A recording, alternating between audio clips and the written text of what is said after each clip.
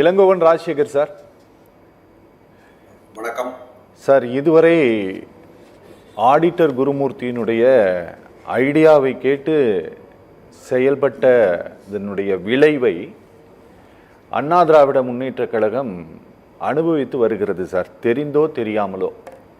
நீங்கள் முதல் முறையாக இந்த ஈரோடு இடைத்தேர்தல் வந்தபோது தமிழ்நாட்டில் இருக்கக்கூடிய சின்ன கட்சிகள் சார், அதிமுகவில் நமக்கு ஒரு சீட்டு கிடைச்சிராதா அப்படின்னு, 2 சீட்டு கிடைச்சிராதா அப்படின்னு தவம் இருந்த கட்சிகள் எல்லாம் அப்போ சொன்னாங்க, எங்களோட ஆதரவு அப்படிங்கிறது பிஜேபி என்ன நிலைப்பாடு எடுக்குதோ அதுதான் எங்கள் நிலைப்பாடுன்ட்டு.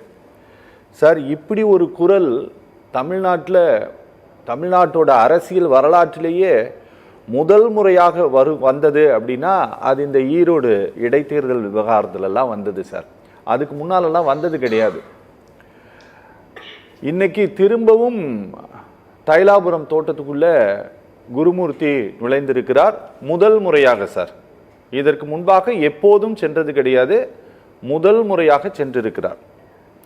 நம்ம 2-3 அடையாளங்கள் சார். தொடக்கத்தில் இவர் பேசிய போது சொன்னார், எப்படி கோபாலபுரமோ எப்படி போயஸ் தோட்டமோ அதுபோல் தைலாபுரம் அப்படிங்கிறது ஒரு பெரிய அங்கீகார அடையாளமாக இருந்தது அங்கே போய் பேசுறது அப்படிங்கிறது.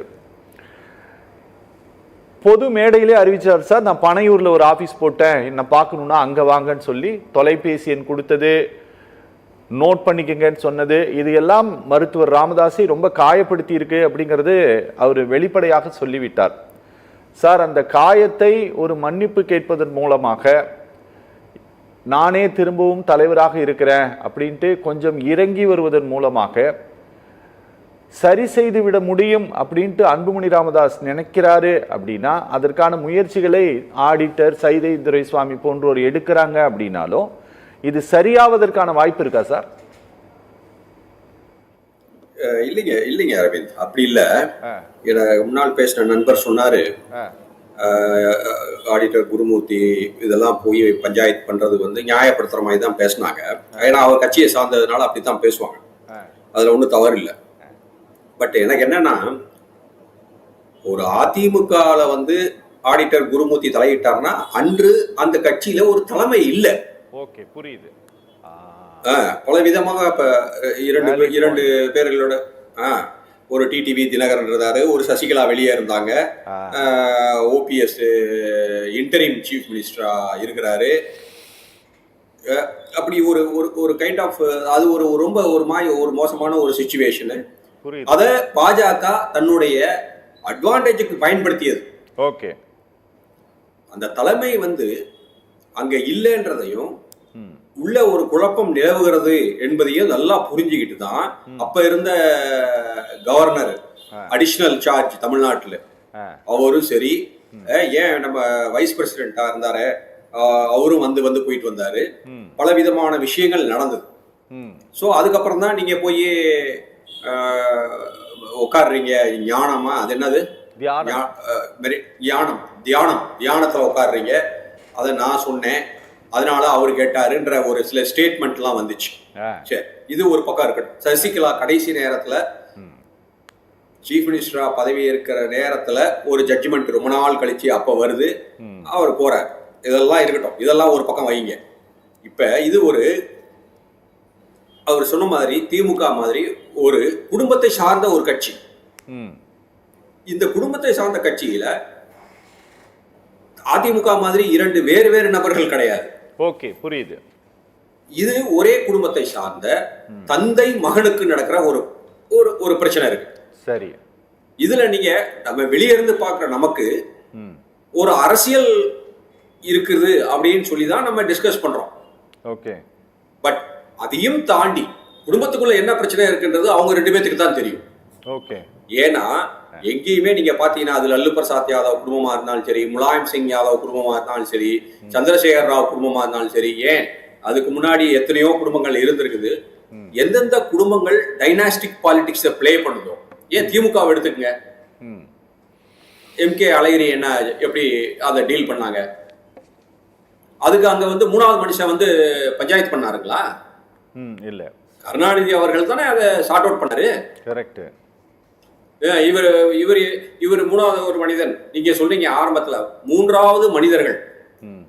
அந்த 3வது மனிதர்கள் எதுக்கு ஒரு கட்சியை சார்ந்தோ ஒரு குடும்பத்தை சார்ந்தோ இருக்கும்போது உள்ள வராங்க? நண்பர்கள் என்ற சொல்றவங்க இதுக்கு முன்னாடி வந்திருக்காங்களா? ஓகே, இல்ல. இதுக்கு முன்னாடி மாற்றம் அது என்னது? முன்னேற்றம் அன்புமணி மாற்றம் முன்னேற்றம் பிராண்ட் பண்ணும்போது அந்த குடும்ப நண்பர் இருந்தாரா?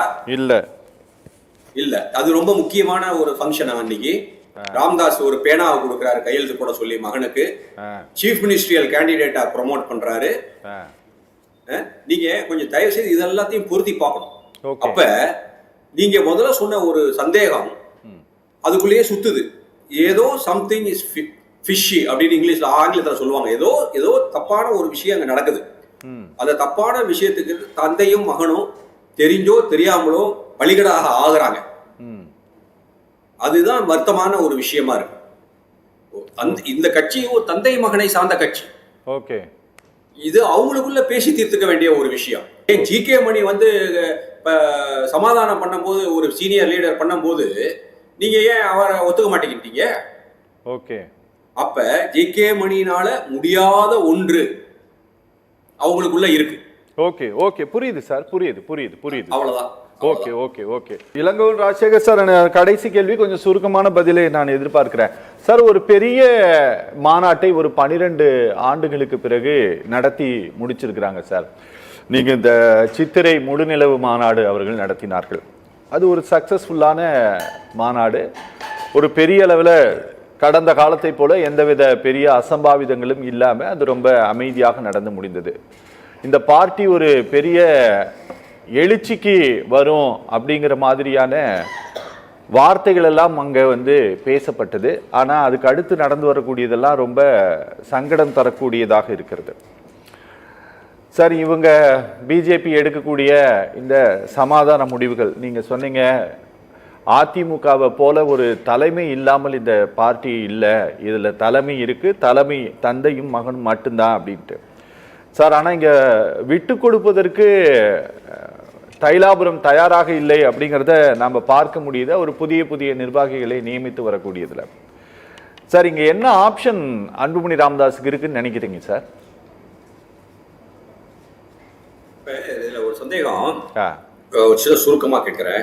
அன்புமணி ராமதாஸ் வந்து பிரசிடென்டா வந்து ஜெனரல் கவுன்சில்ல தான் தேர்ந்தெடுக்கப்படுறாரு. அதை கொஞ்சம் தயவுசெய்து எல்லாரும் புரிஞ்சுக்கணும். கரெக்ட். ஆமா, ஐயா வந்து அவரை ரெக்கமெண்ட் பண்றாரு, ஜெனரல் கவுன்சில் தேர்ந்தெடுக்கு.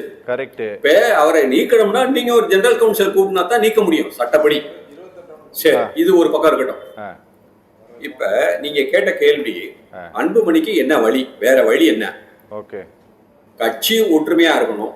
ஓகே, வெளியாட்களின் தலையீடு, நீ அதிமுகவை பார்க்கணும், மகாராஷ்டிராவை பார்க்கணும், இதெல்லாம் அவங்க மனசுல வச்சுக்கணும். ஓகே, பார்த்துக்கிட்டு வெளியாட்களின் தலையீடை தவிர்க்கிறதுக்கு இது ஒண்ணு, இவங்க 2 பேரும் பிளட் ரிலேட்டிவ்ஸ், தந்தை மகன் தானே. ஓகே, அவங்களுக்குள்ள பேசி தீர்க்கிறதுல என்ன பிரச்சனை இருக்குன்னு அதுதான் நான் சொன்னேன். இது அரசியலுக்கு அப்பாற்பட்ட ஏதோ இருக்கு சார். ஆனா பொது வெளியில சார் நீங்க பார்ட்டியை கடந்து ஒரு இமேஜ் ஒன்று இருக்குல்ல சார், அந்த இமேஜ் சுக்குநூறா உடையுது இல்ல சார். நீங்க சொல்றீங்க, அது அவரும் சொல்லிட்டாரு, நான் தான் ஜெனரல் பொதுக்குழுவால் தேர்ந்தெடுக்கப்பட்டு முறையாக தேர்தல் ஆணையத்தால் அங்கீகரிக்கப்பட்டவன்கிறதெல்லாம் அவரும் சொல்லிட்டாரு. ஏன் லெட்டர் தான் செல்லுன்ட்டெல்லாம் கூட சொல்லிட்டாரு. ஆனா ராமதாஸை பொறுத்தவரை, ஐயா ராமதாஸை பொறுத்தவரை என்னவாக இருக்கிறதுனா, தலைவரும் வராங்க, புரியுது. ஆனா இவரு நல்லா ஹெல்த், அதை என்னுடைய ஆர்டிக்கல்லையும் நான் குறிப்பிட்டிருக்கிறேன். புரியுது. இவருக்கு ஒரு சின்ன ஒரு பொலிட்டிக்கல் பிளண்டர்னு சொல்லலாம். இது செயல் தலைவர்ன்றத முதலே இவர் அனௌன்ஸ் பண்ணியிருந்திருக்கலாம். இவர் நல்லா இருக்கும் போது இவர் எதுக்கு பிரசிடென்டா மாத்துறாரு? Okay sir, okay. இவர்தானே அவர் மகனுக்கு கொடுக்கறாரு. செயல் தலைவரா முதலே அவரை ரீடைன் பண்ணிருக்காங்க. இந்த ஈகோ கிளாஷ் வராது. நீங்க புரிஞ்சுக்கங்க, ஜி.கே. மணியை மாற்றி விட்டு இவர் தலைவராக வரணும் அப்படிங்கிறதுக்கும் தனக்கு வெறும் 8 நாட்கள் மட்டும்தான் கால அவகாசம் வழங்கப்பட்டது. அதுவும் தான் வந்து ஒரு ஹோட்டல்ல தங்கி இருக்கும் போது வந்து தன்னை நிர்பந்தித்தார்கள்ங்கிறதையும் சொன்னாரு. நீங்க அதை கவனிக்கலையா? சொன்னாரு, எல்லாம் சொன்னாரு. நான் என்ன சொல்ல வரேன்னா, நிர்பந்தம் இவர் இதான். இப்ப அவர் கூட டிராவல் பண்ணவங்க தலைவர்கள் சொல்றாங்கல்ல, ஆமா, அவர் பிடிச்சா பிடிவாதம் எனக்கு தெரியும், நான் தான் பண்ணுவேன் அப்படின்னு. ஏன்னா நமக்கு பர்சனலா தெரியாது. அப்படி இருக்கும்போது அதை எப்படி விட்டு கொடுத்தாரு? Okay sir, okay okay okay okay. அதனால இது அவங்களுக்குள்ள தீர்த்துக்கிறது தான் அவங்க கட்சிக்கு நல்லது, தொண்டர்களுக்கு நல்லது, வருங்காலத்துக்கு நல்லது, தமிழ்நாட்டுக்கு நல்லது. Okay sir.